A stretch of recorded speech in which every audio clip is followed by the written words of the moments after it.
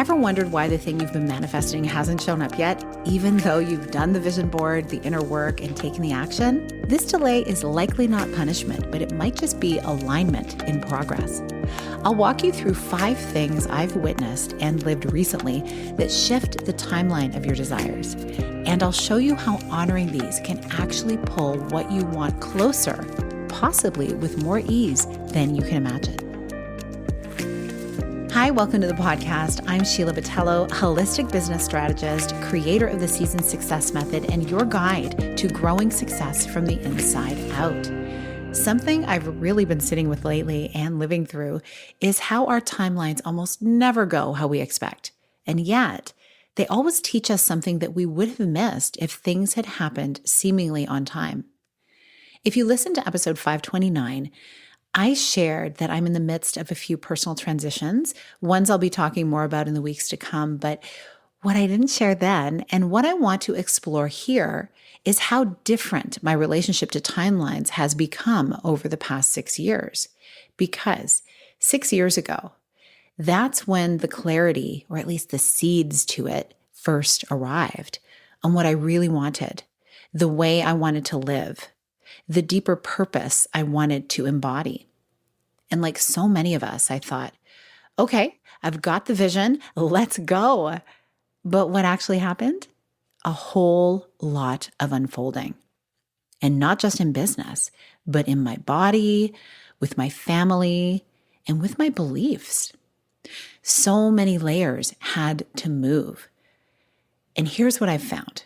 There are 5 very real things that can shift your timeline.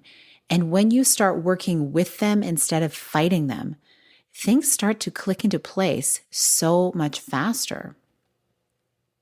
The first is the circumstances around you need to align. You may be ready right now, but the opportunity, the support, the next step may still be moving in place. And you don't have control over that part. So instead of pushing harder, it becomes about staying ready so that when the moment does open, you're not exhausted from effort. You're present and you're prepared. The second is your willingness to be open to something new. Sometimes the thing that would actually help us the most looks familiar. It feels inconvenient. And it challenges what we're used to.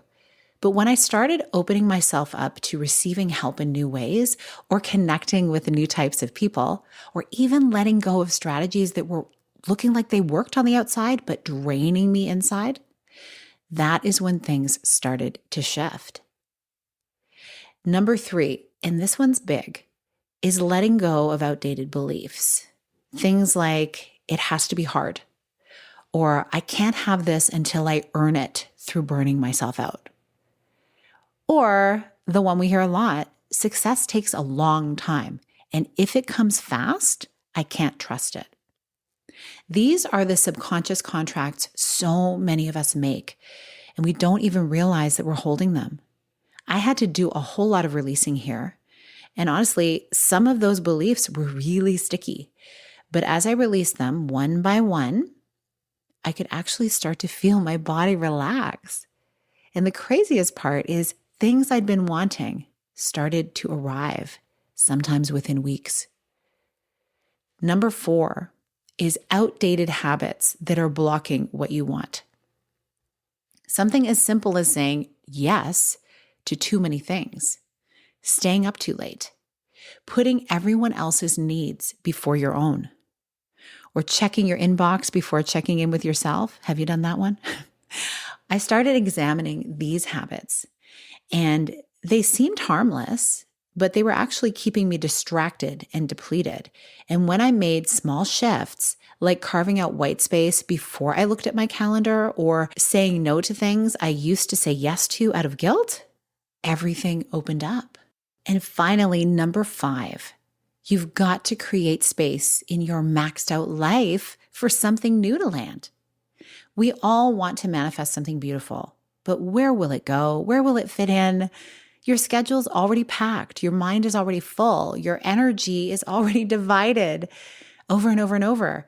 I had to get brutally honest with myself.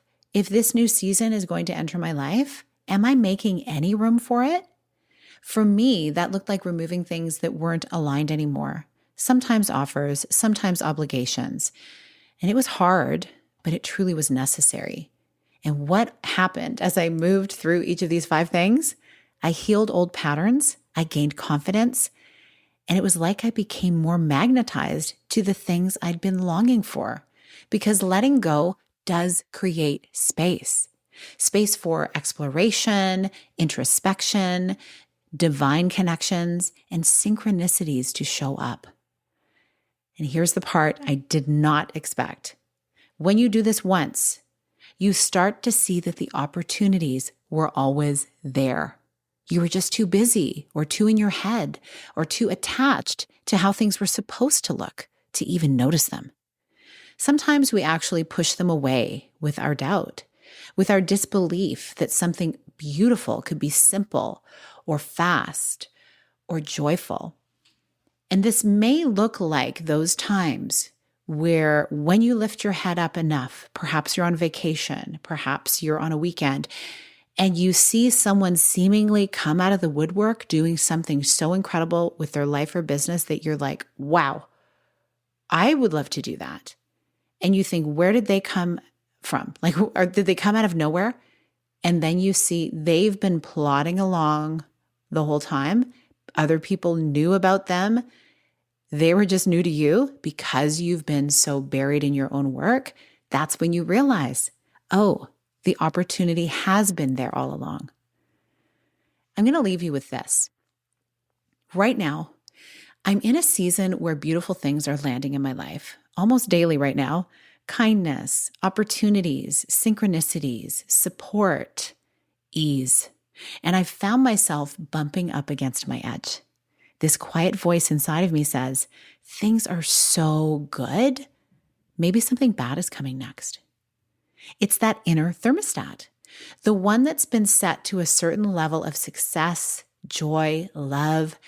And when you exceed it, it kicks in to cool you back down. And I'm catching myself in those moments.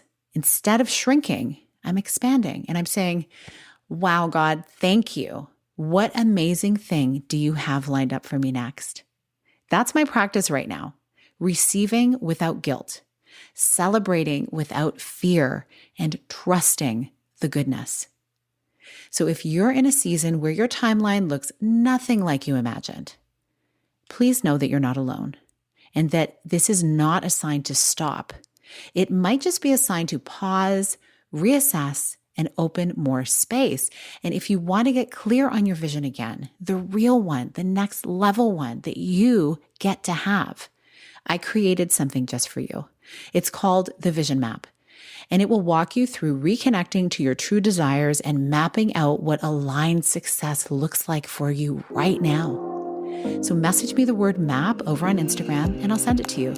Or head to the show notes and see all the goodness that is waiting there for you. Thank you so much for being here today. I really appreciate you. And I'll see you on Thursday's episode.